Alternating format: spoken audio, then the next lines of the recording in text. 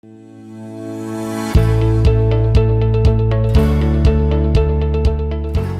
your IFSA Snowbird Collegiate Finals venue on Silver Fox.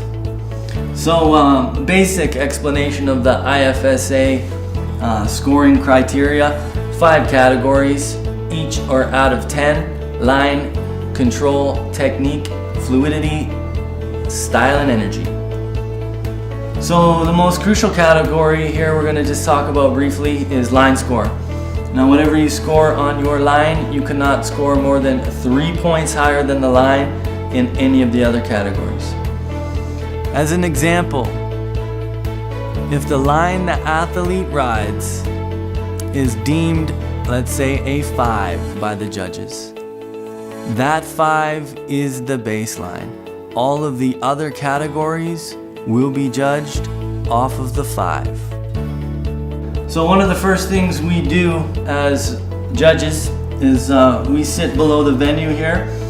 As you can see, we've got a start gate up here, we've got some external boundaries, and we also have some internal boundaries.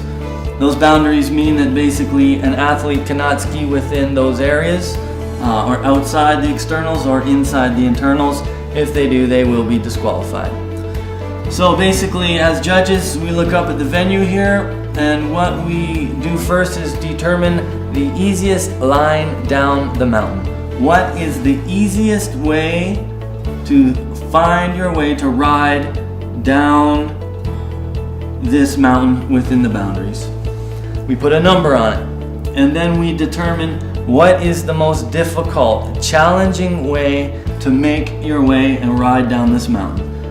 Through the features, we basically get a feel, and we put a number on it. Basically, 7 is usually the high in a line, because as mentioned, you cannot score more than 3 points higher than your line in any of the other categories. So if you max 3 points higher, you will arrive at a perfect 10. So 7 is usually the high. So on our low line here, basically, let's say we put a number on it as a 3.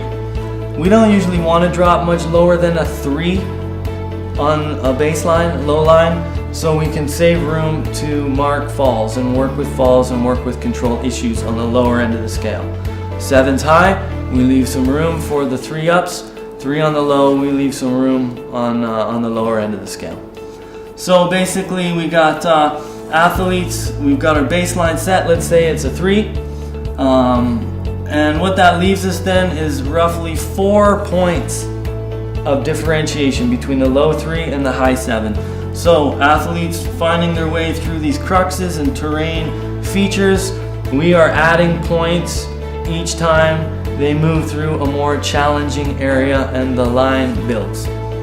So if let's say the 3 is the low, the high is 7, we have 4 points. If we use a 0.1 system, judges reserve the right to use whatever scale they feel necessary, deemed on that particular day for those conditions. Safety is our number one priority, and regarding line score, athletes must need to ski lines within their ability. So 4 in between the 3 and the 7 leaves us with roughly 4 points. If you work on a 0.1 scale, which is my preference, 0.1 scale, that actually leaves 40 points of separation, 40 points of differentiation regarding line score. So there you have it, basic lay of the land regarding line score.